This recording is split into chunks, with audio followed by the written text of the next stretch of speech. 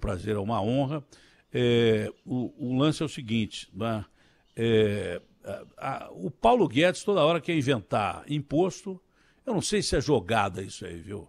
O Paulo Guedes bota o bode na sala, o Bolsonaro vai lá e tira. Não sei se é jogado ou não. Tá? Agora é contra o aumento do servidor e tal, quer dar R$300 de auxílio emergencial.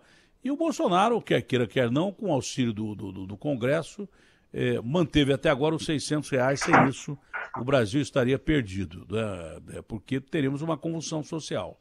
R$600 é pouco, mas é o que tem para hoje e tem que rapar o tacho. E esses caras se acham ministro da economia dos Estados Unidos, da China, que são as maiores economias do mundo.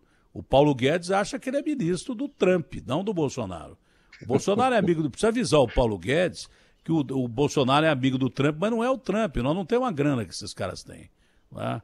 Então agora está sendo estendido o auxílio emergencial. Claro que o Bolsonaro está pensando no povo, pensa no povo, mas está pensando em 2022 também. Como é que você analisa toda essa situação, Ciro? Olha, Datena, bom dia para você. Fico feliz mais uma vez de ter a oportunidade de conversar com um amigo. Lamento que o amigo ainda esteja no rádio, porque eu suponho que você tinha outra tarefa para cumprir, que tinha lhe obrigado a sair, mas, enfim, deixemos para outra ocasião essa sua outra vocação. Bom, as pessoas sabem o que eu estou dizendo. Nós da política gostaríamos muito de que o Datena viesse participar, porque ele tem vocação, né? Essa voz aí independente, agressiva quando é necessária, ao lado do povo, é uma voz importante. Se for um convite para o seu partido vai para frente, eu vou pensar. Porque para o Senado eu vou, porque com um detalhe, eu vou sair da televisão, e aí quando eu sair da televisão os caras vão acreditar, porque senão ninguém acredita mais que eu vou para a política. E política o cara precisa ser macho que nem você.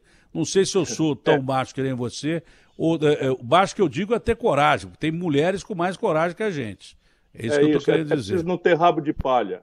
É isso aí. Não ter rabo de palha. É só isso. Então, deixa eu te falar. O Brasil está naquela situação em que todos brigam e ninguém tem razão. Porque nós temos uma situação econômica que é a mais trágica da história brasileira. São números. O déficit, o buraco na conta do governo, a diferença entre o que o governo vai arrecadar esse ano e o que o governo vai ter que gastar com a pandemia ou fora da pandemia, mas o maior gasto é com o serviço da dívida pública, juro, rolagem de dívida, o buraco vai chegar a quase estonteantes R$1 trilhão. São 917 bilhões de reais o número que nós estimamos hoje. Isso é 8 vezes o maior da história. E não está sendo feito nada para equilibrar isso. Pelo lado da despesa, não há mais aonde raspar. Não há onde mais raspar porque o investimento já é o menor da história, tem quase 8.000 obras paradas só do governo federal. Enfim, a economia está numa depressão profunda e o investimento público é zero. Os custeios também têm várias distorções e tal, e o Bolsonaro e o Guedes têm agravado essas distorções, porque na reforma da Previdência, por exemplo, enquanto o sacrifício de 80 de cada R$100 de sacrifício caiu no lombo de quem ganha até R$2.500, os generais tiveram, as patentes superiores, tiveram aumento que saiu o general de 22 mil para 35 mil reais. Então, o Bolsonaro está aí nessa grande encruzilhada. Ele viu que a popularidade dele parou de despencar, nem é tão verdade que ele está virando popular novamente e tal, mas parou de despencar porque quando ele tomou posse, a grande verdade é que o lulopetismo tinha deixado o Brasil com mais da metade do nosso povo ganhando R$413 por cabeça por mês, Datena. Esse é o número trágico quando o Bolsonaro tomou posse. E se você consegue, ainda que tenha sido por pressão do Congresso Nacional, mas quem paga é a Caixa Econômica, o governo é que tem o dinheiro, etc., o povo é generoso, é grato, com razão, isso é uma virtude do nosso povo, mas você trouxe a renda para a maior parte dessas pessoas para R$600. Então, se eu ganhava 413 e passa a ganhar 600, eu estou comendo um pouco melhor. Não é? E é evidente que é natural que a população tenha esse espírito generoso de gratidão. Mas não tem como projetar isso, porque o que bota para frente uma nação é o trabalho decentemente remunerado. Tirar do cofre público direto para a população, enquanto o desemprego está explodindo, as falências e concordatas estão quebrando milhões de micro e pequenas empresas no Brasil, nós precisamos debater uma solução. Quem não tem moral para propor aumento de imposto nesse país? Paulo Guedes. Porque passamos a campanha inteira eu dizendo, o sistema tributário precisa ser reformado, ninguém paga imposto sobre lucros e dividendos. Eu era ministro, eu cobrava imposto de 35% de renda nos grandes salários acima de R$500 mil. Né? A dispensa de impostos passa de 300 bilhões por ano e a CPMF é uma impertinência, não sei o que e tal. E eles diziam, não. Ele ganhou a eleição e eu perdi. Agora, é justo que quem ganhou dizendo que não ia aumentar imposto, aumente imposto? Não é, isso é uma fraude. E eu estou com a sua opinião. Principalmente porque cobrar imposto de gente rica, o cara não tem peito para fazer isso. Mas também não adiantava nada cobrar imposto de gente rica, porque quem não paga imposto é o rico. O pobre já paga na fonte. O rico é que não paga. Grande parte de quem não paga é o rico. E, ao contrário do que as pessoas pensam, só se fala em corrupção. Corruptor e corrupto. Pra você ter uma ideia, o pior problema do Brasil não é a corrupção, não é o primeiro ponto que o Brasil é mais sangrado. É a evasão fiscal. É a evasão fiscal. Porque se cobra muito do pobre, tinha que cobrar muito do rico e muito mais do rico do que cobra do pobre. É uma coisa óbvia. Isso é uma equação que não é comunista, não. É uma equação econômica óbvia. Né? Isso é uma equação... Eu quero ver esses caras que estão polarizando a rede social de direita ou de esquerda. É o Bolsonaro, Ciro? Não, né? Não é o Bolsonaro, se fosse... Não, não é. Desculpa, eu devia ter posto no silencioso aqui. Não, deixa quieto. Se quiser atender também não tem problema. Não, eu espero e volto daqui a pouco. Não era o Bolsonaro. Bom, moral da história. O rico é que não paga imposto e o pior problema do Brasil hoje não é a corrupção. O primeiro lugar que leva divisas do Brasil é a evasão fiscal de grandes empresas, grandes milionários, que não pagam imposto. Tem advogado para não pagar imposto. Mais do que corrupto, entendeu? Agora, essa situação que ontem eu entrevistei a Joyce aqui, que foi da tropa de choque do Bolsonaro na campanha anterior, estava do lado dele, fechou com ele, depois ela foi achincalhada, esculachada pelo... não diretamente pelo presidente, um pouco pelo presidente, mas pela turma do entorno dele, que ela falou que foram os filhos e daí por diante. Ela meteu a lenha nele aqui e ela se manteve convicta do que ela passou, porque ela foi parar até no hospital, né? Mas ela falou que, olha, se o Bolsonaro quiser voltar para o PSL e tal, ele que volte, mas não com essas alianças que ele está fazendo com... Agora não é mais centrão. Os caras, quando não conseguem explicar que estão abraçados com o capeta, eles inventam novos termos. Então agora não é mais centrão, agora é blocão. O que é blocão? É o centrão abraçado com o capeta. Então quem se abraça com o capeta vira o capeta. Eu não sou daquele partido, eu não sou daquele cara, mas é tudo a mesma coisa. E ela disse isso aqui. Falou, olha, eu não concordo com isso, com o Bolsonaro abraçado com esses caras que ele está abraçado e tal. Como é que você vê isso, ô Ciro? Porque isso não é velha política, é política de corrupção, né? Não adianta chamar de velha política, não tem outro termo para você falar, o Bolsonaro fazer alianças com esses caras que ele está fazendo, né?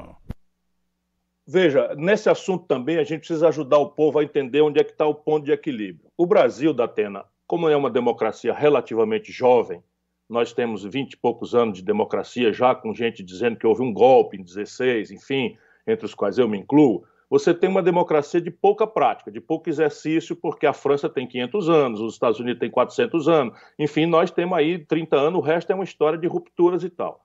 Então, em função disso, nós temos 32 partidos políticos representados no Congresso Nacional.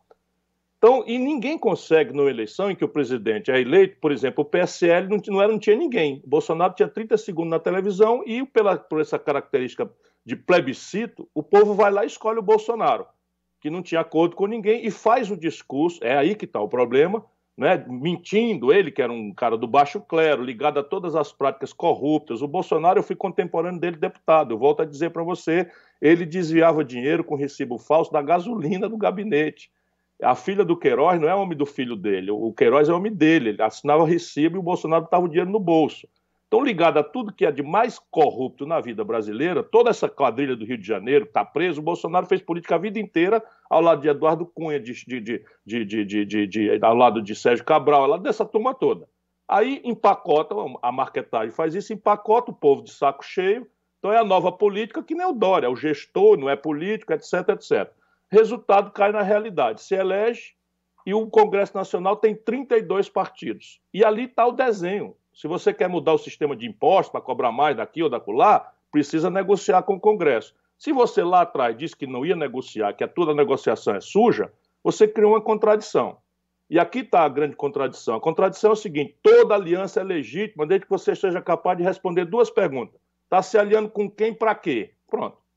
Essas duas perguntas. Então, É repare, possível, Ciro, é possível o cara se aliar ao sujeito que é corrupto, ao sujeito que tem um monte de processo, entrar no chiqueiro e sair sem o cheiro, ou não é possível isso?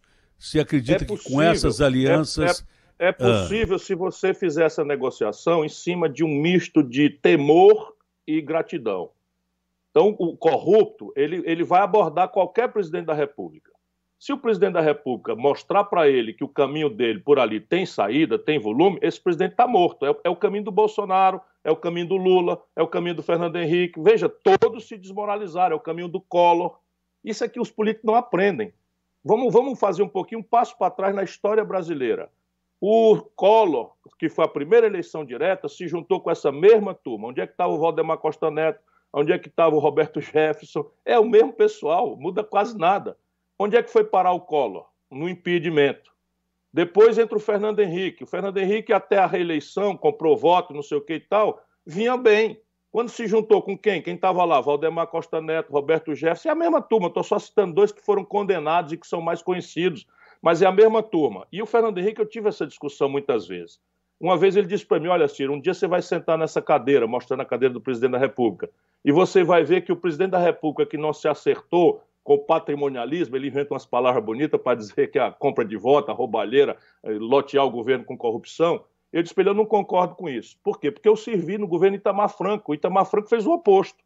Quando essa turma mostrou os dentes, o Itamar Franco chamou, por exemplo, a imprensa para assistir uma conversa chantagista dele, lá atrás com o ex-governador Antônio Carlos Magalhães. Não era uma conversa chantagista. O Antônio Carlos Magalhães disse: tem corrupção no governo Itamar. O que faz o Itamar? Seguro de que não está enrolado em nada, chamou o governador, marcou o dia e a hora. Esse é um episódio que todo mundo pode buscar no Google, que é lindo, e mostra como é prático você fazer. O Antônio Carlos entrou lá com um monte de papel debaixo do braço, o Itamar deu bom dia, mandou sentar na cadeira, dentro do gabinete dele, abriu a outra porta e mandou entrar a imprensa toda. Né? Então, pois não, senhor governador, onde é que tem corrupção no meu governo? Porque corrupção vai ter em qualquer governo. A questão é saber se o presidente da República está de acordo com isso ou não. E o Itamar sabia que se garantia porque não estava de acordo com isso. Depois, o principal braço direito do Itamar foi acusado de corrupção. O Itamar afastou ele do governo, que era o ministro Argrives, e pediu preferência da CPI para apurar, que deu preferência, apurou, e o Argrives era inocente e voltou desagravado. Eu fiz isso pelo governador. Porque corrupção, volto a dizer, é uma fragilidade. Agora, voltando à sua pergunta, se você for capaz de responder com quem e para que você está fazendo aliança, o povo entende. Então, eu quero mudar o sistema de imposto. Uma diarista paga 40%, 40 de cada R$100 na conta dela de celular, é imposto sem ela saber. E o imposto de renda do rico, que ganha R$1 milhão de salário, é 6% líquido, pelos abatimentos, as renúncias fiscais. Você tem o seguinte: vamos mudar isso? Vamos. Isso é uma guerra. Porque o povão não sabe e tende a ficar contra o imposto. Mas o cara lá, que são 1% da população, que ganha acima de R$1 milhão, ele vai abrir uma guerra. Ele vai dizer que imposto é para ladroeiro, ele vai dizer que todo político desvia o dinheiro para poder criar uma guerra. E essa guerra você não vai vencer porque você é valentão. Vai vencer se você for capaz de negociar, de se entender, mas se entender por cima da mesa. Todo mundo assistindo, está aqui, eu quero fazer isso, quem está contra está por isso, quem está a favor está por isso, e vamos. Essa é a experiência que não é sempre a melhor, não. A experiência do Juscelino, que governou bem, e a do Itamar Franco, que governou bem. Quem não conseguiu essa boa equação se ferrou por um lado ou pelo outro. Simplificando a sua resposta, eu vou fazer outra pergunta mais curta ainda.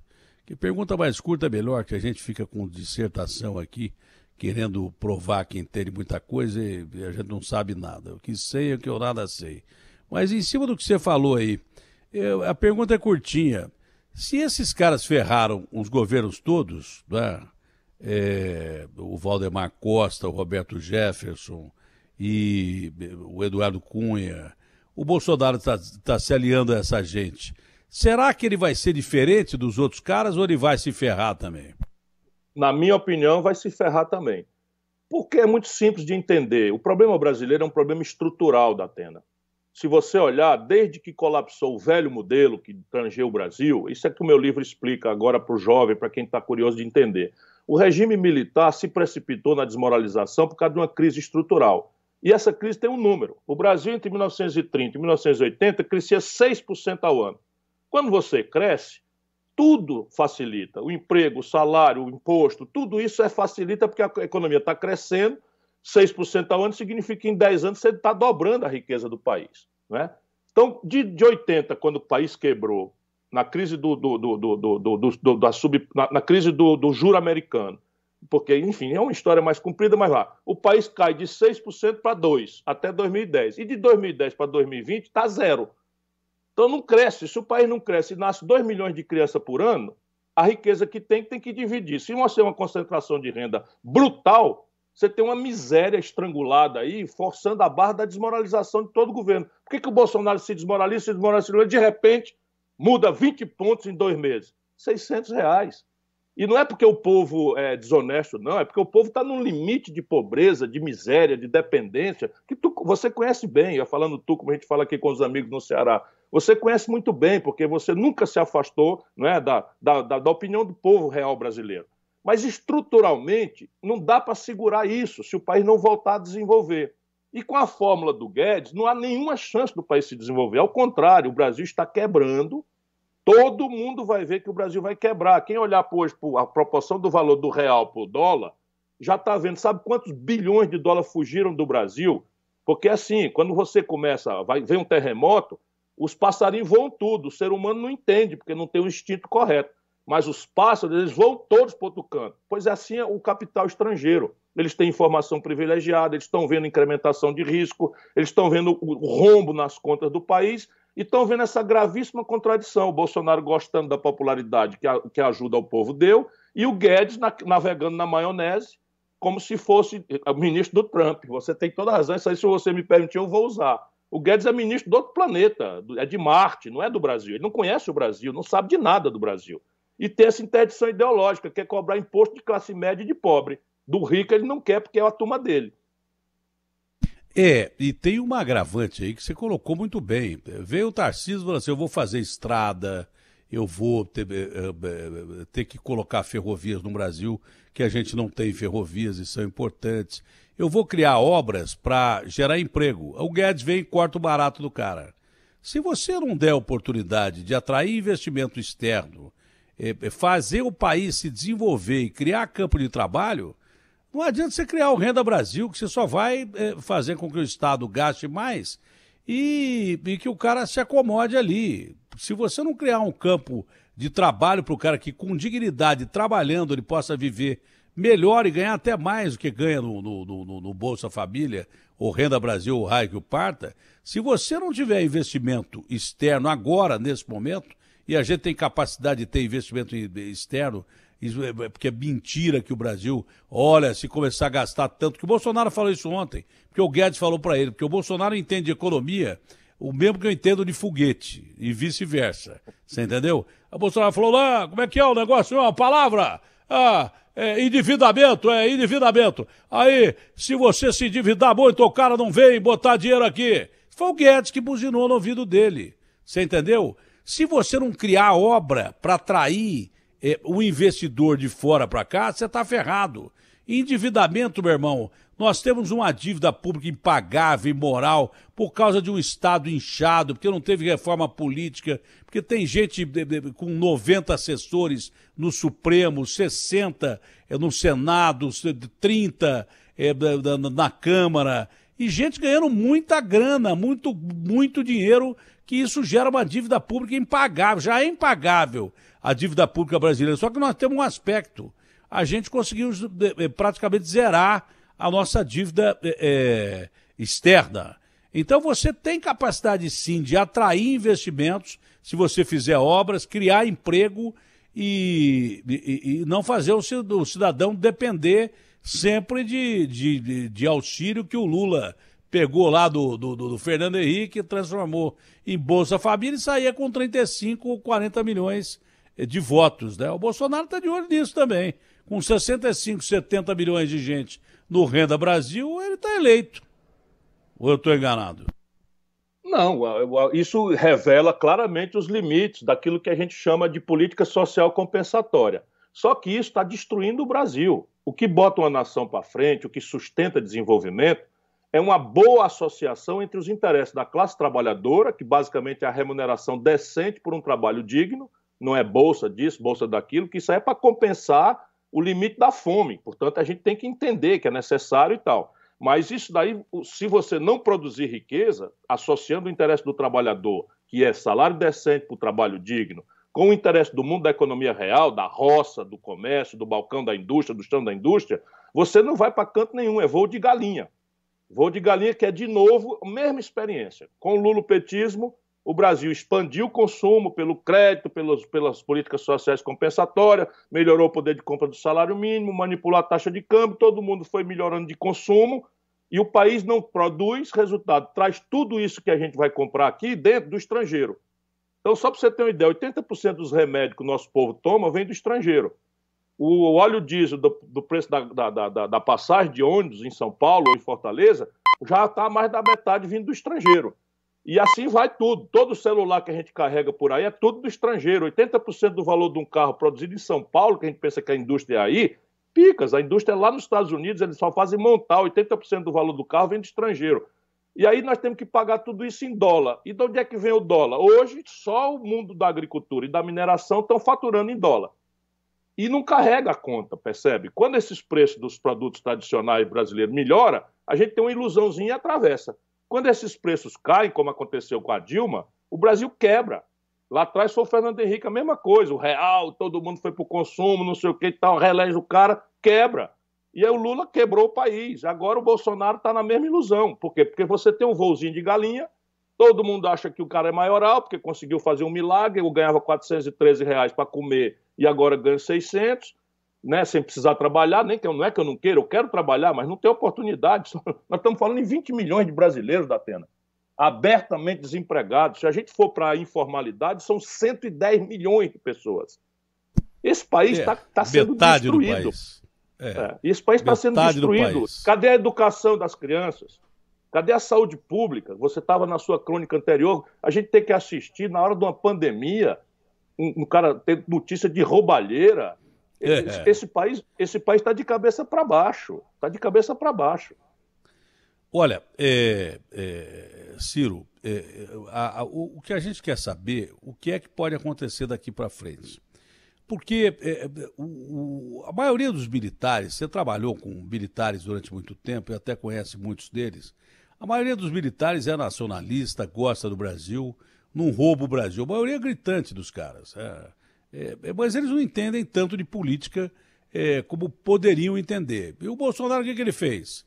Ele, militar, foi lá e botou um monte de ministro militar, botou gente militar pra caramba do lado dele.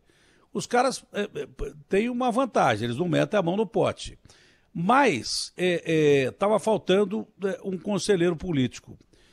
Um deles que chegou perto do Bolsonaro e se aproximou, hoje está bem perto, é o Fábio Faria, que é esse genro do Silvio Santos, que é ministro das Comunicações. Esse é o tipo do cara que é gente boa, que todo mundo gosta. E ele deve ter falado para o Bolsonaro, para com esse negócio de ficar falando toda hora, entrevista de grade, vamos levar numa boa e tal. E o Bolsonaro quieto, é como dizia o Romário, né? O Pelé, quando fica quieto, é o maior poeta. É um poeta. O Bolsonaro quieto, ele resolveu boa parte do problema dele. Só que eu comecei a perceber um outro negócio também, que as pessoas não têm coragem de falar. Boa parte da imprensa que batia no Bolsonaro parou de bater no Bolsonaro. Boa parte da imprensa que descia o cacete no Bolsonaro, alguns continuam, mas boa parte parou de falar, e eu não sei por que parou de falar. Pesquisa subindo, e daí por diante. O Fábio disse que queria aproximar o Bolsonaro da imprensa. Eu não entendo bem o que é aproximar da imprensa, entendeu? Eu, sinceramente, eu tenho uma dificuldade em aproximação da imprensa. Toda vez que político tentou se aproximar de mim, foi para tentar me comprar. E eu mandei o cara para aquele lugar e dizer, o detalhe é o seguinte, os caras, e se começar a mexer muito o saco, vou denunciar vocês amanhã aqui, lá no meu programa e tal. Então, Eu estou estranhando muito essa situação que o Brasil está passando agora. Estou estranhando Pois demais. Eu não tenho resposta, mas estou estranhando muito isso aí. Eu vou lhe dar uma hipótese de uma pessoa que conhece muito bem a intimidade da vida pública brasileira há mais de 30 anos, há quase 40 anos. Examine se por aí afora não está sendo costurado um grande acordo do andar de cima da elite brasileira. E esse grande acordo foi proposto ao Bolsonaro por 3 ministros, depois de visitarem um ministro do Supremo Tribunal Federal. Então, se você olhar, a crise política estava esquentando de um jeito tal... É o Gilmar, né? Você está falando do Gilmar, é o Alexandre de Moraes. Alexandre de Moraes. Ah, o Alexandre. Então, o Alexandre de Moraes virou o relator do inquérito das fake news e esses inquéritos estavam alcançando a família do Bolsonaro. Ele já tinha decretado a prisão desses blogueiros, dessa militância mais agressiva do Bolsonaro, essa picaretinha aí que eu não quero dizer o nome, que é, enfim, para não promovê-la, porque eles vivem dessa negação. Mas, enfim, essa que estavam soltando foguete lá em cima do Supremo, então estava esquentando demais a crise. O ápice desse calor e o Bolsonaro dobrando a aposta. Lembra do acabou, porra, não sei o que e tal, lá no cercadinho? Pois bem, naquele momento foi preso o Queiroz, que é uma bomba atômica que opera toda a molecagem, toda a roubalheira. Tem mais de 80 mil reais de dinheiro sem explicação do Queiroz na conta da mulher do Bolsonaro, da atual esposa do Bolsonaro. A outra esposa comprou 14 imóveis, 6 dos quais com saco de dinheiro. A fonte, você que é um bom repórter, são os inquéritos do Ministério Público do Rio de Janeiro, que qualquer pessoa que tem um pouquinho mais de profissionalismo vai lá e assume. Então, esquentou de um jeito tal que dali é o seguinte, ou era um golpe, e nós nos preparamos para enfrentar o golpe, ou era um acordo. A elite brasileira tende... Da Defesa, o ministro da Justiça e o ministro da Advocacia Geral da União, e aí eu não assisti à reunião naturalmente, mas eu imagino como é que funciona. O ministro Alexandre deve ter dito, olha, o que é que vocês estão querendo? Que o Supremo se avacalhe? Vocês querem desmoralizar o Supremo publicamente? Mas não vamos deixar. Ou seja, demonstrou a autoridade que a República tem que impor, não é? Então, se o presidente quiser realmente desfazer a coisa, cria um ambiente para isso. Nesse dia em diante, acabou o cercadinho, o Bolsonaro calou a boca, virou uma seda, um homem moderado, aí já tem aí qualquer brasileiro preso demora 1 ano, 2 anos, 5 anos, 10 anos para examinar um habeas corpus. O Queiroz já teve no juiz singular, o Tribunal de Justiça do Rio, STJ e Supremo Tribunal Federal em menos de 20 dias. Não vou nem julgar se o julgamento está correto ou não, porque eu também acho que prisão é depois da condenação. Mas o cara conseguir a proeza de ter o assunto dele examinado nas 4 instâncias em menos de 20 dias, nem o Lula. Nem o Lula, ex-presidente da República, que nomeou os homens tudinho do Supremo, ninguém conseguiu isso. Como é que se explica isso? Percebe? E aí parte da mídia é conectada com esses macro-interesses, esses grandes interesses, né? Então você tem esses grandes interesses envolvidos, aí tem a ver com banco, meu irmão. Banco, grana, e interesses internacionais poderosíssimos. E é isso que está acontecendo no Brasil, não é nada estranho. É uma velha prática de um acordão por cima. Ô Ciro, tem mais alguma coisa para falar? Porque eu acho que depois dessa entrevista eu estou quase me arrependendo de não ter entrado para a política, viu, Ciro? Porque... Não, mas você está muito novo ainda. Eu não sei onde é que eu vou arrumar emprego depois dessa entrevista aqui. Os caras já me falaram, seu e o Ciro juntos, vocês não dão certo, vocês falam tudo que vocês pensam. Deixa eu fazer justiça. A Bandeirantes nunca me censurou. Nunca deixou de me dar oportunidade. Eu quero fazer esse registro, não precisa concordar com as minhas questões, nunca concordou, aliás, mas nunca deixei de ter oportunidade de falar o que eu penso sem qualquer tipo de censura.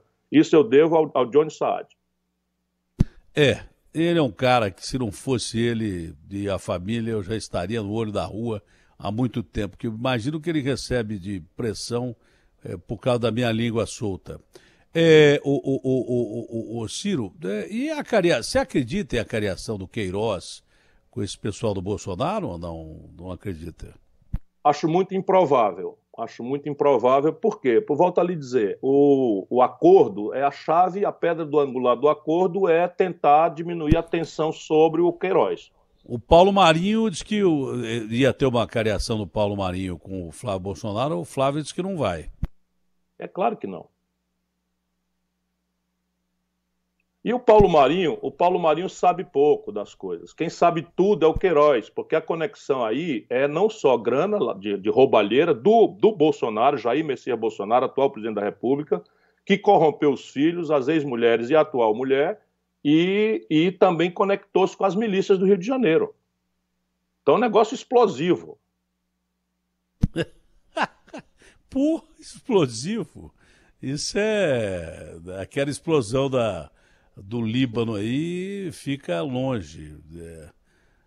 Isso é improvável que aconteça mesmo, né? Mas então, não acontecendo o que poderia provocar uma mudança muito grande, o que você acha, com toda a experiência que você tem, como um homem de leis, como um político de carreira, como um sujeito honesto, decente, o que você acha que nós vamos enfrentar daqui para frente, já nessas eleições municipais e projetando para 2022? As eleições municipais, elas vão dar um sinal, não é, de pulverização muito grande da vida brasileira, que é um sintoma da tentativa que o povo brasileiro vai fazer por uma imensa classe média que está cansada, está machucada e que tem uma certa politização, de sair dessa polarização radicalizada, odienta, do lulopetismo corrompido com o bolsonarismo boçal e corrompido também. Então você tem eles, cada um deles tem 30% e tem aqui 40% ou 50%, aí pode diminuir um pouco, né, de gente que está perdida querendo achar um caminho. Então o voto nas grandes cidades terá uma motivação dupla. A questão da agenda local, que a vida do povo está muito dura, saúde, né, a educação, o transporte público, que virou um vetor de sofrimento econômico e de perda de tempo na vida das populações nas cidades, tudo, e violência, né, a incapacidade que o setor público tem de garantir paz pública. Mas o outro motivo do voto é a politização desse voto. Então a tendência, por exemplo, pelo que eu observo hoje, é que nas grandes cidades o bolsonarismo explícito perde as eleições. Mas acho que o grande derrotado dessas próximas eleições municipais será o PT, pelo que eu vejo hoje, né? O PT praticamente não tem condição favorita de disputa, a não ser em Recife, e outro lugar eu não estou conseguindo enxergar. São Paulo você conhece de perto, não tem, parece que não tem, né? Minas Gerais não tem condição de disputa, Rio de Janeiro muito longe de conseguir disputar, em Porto Alegre abriram mão até de ter candidato. Não, e por aqui aí a vai. direita está pensando, a direita está de olho no Boulos. A direita está com medo, a direita e o centro estão com medo do Boulos, não estão com medo do PT. Nós vamos tentar construir um caminho no meio com o Márcio França. Nós estamos tentando criar na Marta Rocha, lá no Rio de Janeiro, o Márcio França em São Paulo, o Calil em Belo Horizonte, e essa chance desse outro grupo, que aí já não é um partido só, entende? É uma coalizão de centro para a esquerda, em que nós vamos dar uma alternativa para o povo votar em bons administradores, antes de mais nada, mas que tenha compromisso em desarmar essa bomba de enfrentamento odiento, radicalizado, que está botando o Brasil para se dividir de um jeito muito agressivo. Entretanto, se eu posso estender um pouquinho a resposta, é a economia que vai dar o deslinde do fim do ano. E o quadro é trágico. Deixa eu lhe dizer, o Brasil vai terminar esse ano, volto a dizer, com 930 bilhões de reais em números redondos, de déficit. Isso é 8 vezes o maior da história. Déficit na conta do governo. Né? Só para você ter uma ideia, quando a Dilma foi derrubada, o déficit foi de 36 bilhões de reais. Nós estamos falando em 930 bilhões de reais. Com o Temer foi 130, que foi o pior da história, nós estamos indo para 930. Na prática, a dívida pública vai pela primeira vez se aproximar de 100% do PIB. Quando a dívida cresce demais, ela em curto prazo e encarece o preço. Então, hoje, por exemplo, a taxa que o governo paga oficial, já ninguém mais respeita. O governo está com a menor Selic da história e a turma não aceita mais. Venceu o papagaio e só aceita se rolar se for com 3% acima da Selic. O que é um sintoma. 150 bilhões de dólares brasileiros e de estrangeiros fugiram do Brasil. Aí você olha para a taxa de câmbio, ela está indo descambando de novo para os R$6, 5,40, 5,45, 5,50, 5,52 e o governo torrando reserva. Então, são todos os sintomas de uma deterioração econômica muito grave, sem precedente. Quando a economia retomar, e eu espero que Deus nos proteja, que nos ajude a sair dessa pandemia, do isolamento, quando a economia retomar, o que nós estamos anunciando aí é uma pressão de inflação que ninguém quer ver. Mas se o câmbio sobe, o preço do pão quer subir. Se o câmbio sobe, o preço do pão quer subir. O preço da passagem de ônibus quer subir. O preço do remédio quer subir. O preço do celular quer subir. Ou seja, tudo mais ou menos acompanha o dólar. E se você tem uma dívida pública encurtando o prazo, ela vai virando quase dinheiro. E isso é inflação. Então, para o ano que vem, se retomar a economia, nós vamos ter aí uma inflação Nada explosivo, mas uma inflação que vai interromper o itinerário de taxa de juros. Ou seja, o Bolsonaro está sinalizando para um quadro de deterioração econômica muito grave. É muito difícil que ele escape disso. O Guedes não fica, vou anunciar aqui de novo. É um mero palpite, mas eu duvido que o Guedes fique. Na hora que o Guedes sentir que o cocô vai se espalhar, ele vai arranjar um pretexto e vai cair fora. Ele fica reclamando que os caras estão saindo. Os caras já viram se espalhar aí. Os caras que já caíram fora já viram que ia se espalhar. Foi a mesma coisa do Mandetta. O Mandetta sabia que ia morrer gente pra caramba, aí deu no pé, cantando é a vida, é a vida, é a vida, e vai ser candidato a alguma coisa aí, pronto, acabou. O mais bobo aqui nesse país dá nó em fumaça, viu? Olha, eu tô foco, ciência, povo. Que povo? Esses caras nem sabem o que é povo. Eles nem sabem falar povo direito. Ciro, foi um prazerão conversar com você. Tem mais alguma coisa para falar? Meu irmão. Se cuida, se cuida. Só quero que você fique bem. Um abraço forte a toda a gente que está com você aí nesse momento. Fique com Deus. Um abraço, Ciro.